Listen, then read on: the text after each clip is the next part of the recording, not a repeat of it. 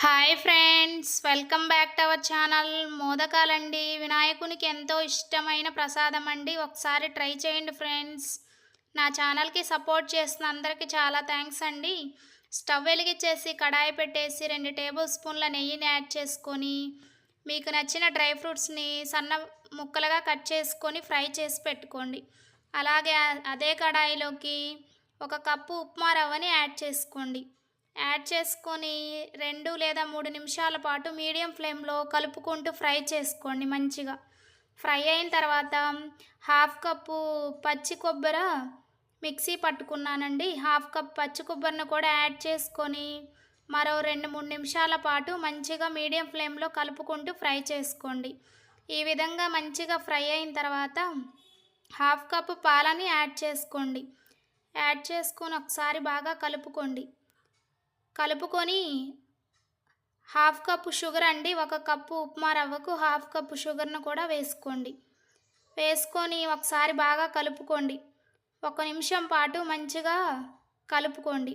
కలుపుకొని మరో 1/2 కప్పు పాలని యాడ్ చేసుకోండి. మొత్తం 1 కప్పు లేదా 1.25 కప్పు వరకు పాలు అనేవి సరిపోతాయండి. ఒకసారి మంచిగా కలుపుకోండి. ఈ విధంగా ఈ కన్సిస్టెన్సీ వచ్చే వరకు కలుపుకోండి. స్టవ్ ఆపేసి ఈ విధంగా వచ్చిన తర్వాత స్టవ్ ఆపేసి ఒక ప్లేట్లోకి తీసుకోండి. గోరువెచ్చగా ఉన్నప్పుడే మన చేతికి నెయ్యిని రాసుకుంటూ ఈ విధంగా కొంచెం కొంచెం మనం తయారు చేసుకున్న మిశ్రమాన్ని తీసుకొని నేను చూపించే విధంగా మోదకాన్ని తయారు చేసుకోండి.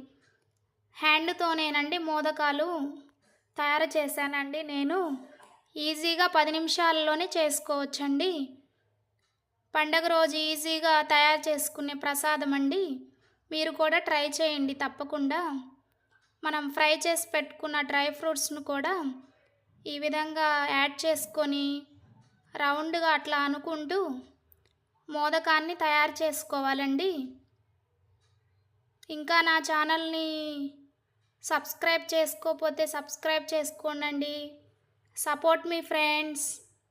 నేను చూపించే విధంగా మోదకాన్ని తయారు చేసుకోండి. ఈ విధంగా ఇలా రౌండ్గా ప్రెస్ చేస్తూ ఈ విధంగా తయారు చేసుకొని చాకుతో కానీ స్పూన్తో కానీ ఈ విధంగా ఘాటు పెట్టుకోండి.